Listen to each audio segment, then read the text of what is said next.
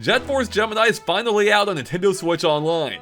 At least in Japan, as the rest of the world has to wait until sometime in December. But if you don't feel like waiting, then you came to the right place, as we're going to show you how you can access it right now, as long as you have an active NSO expansion pack subscription. So first things first, you're going to need a Switch user profile tied to a Japanese Nintendo account. So if you don't already have one, get one! Here's how.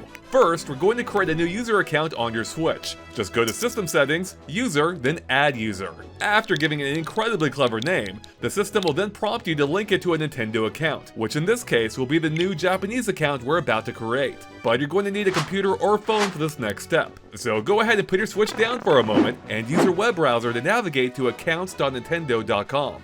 Then scroll to the very bottom and click Create a Nintendo Account. Now fill out everything as normal except when it asks for your country of residence, because here you're going to lie and put Japan.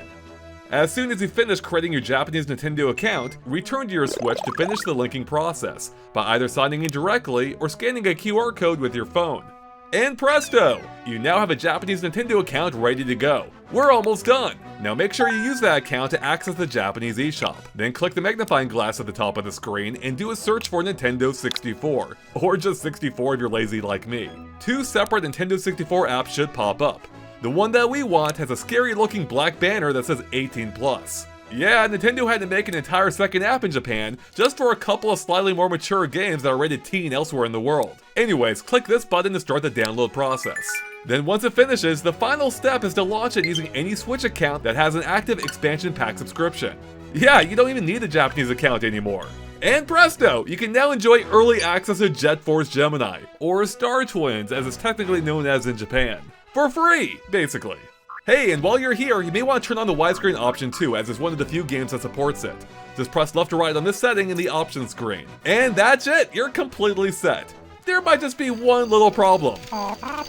Yeah, it's all in Japanese, so you might want to have your translation app handy, or double down on those Duolingo classes. At least until Jet Force Gemini officially launches elsewhere in the world sometime in December. And that's it, so thanks for watching, click that subscribe button, and we'll catch you later. Bye everyone! Okay, but before I go, you gotta check out this funny clip I recorded while trying to capture footage of this game on the Japanese version, because it's been some time since I've played this game, and it had a weird control scheme. Now look at this. I'm trying to shoot this guy, just for the heck of it, because that's what you do in Jet Force Gemini, and I can't freaking do it! The controls are so weird in this game, especially if you don't have an N64 controller, so I highly recommend grabbing one. I do have one, but I'm using a Pro Controller in this case. I can't get off the freaking ground just to shoot him! I keep ending up back on the ground! It is so perplexing. So again, the controls are a little weird, but once you get past them, it's a really good game, at least to my memory. Maybe, I don't know if it fully holds up.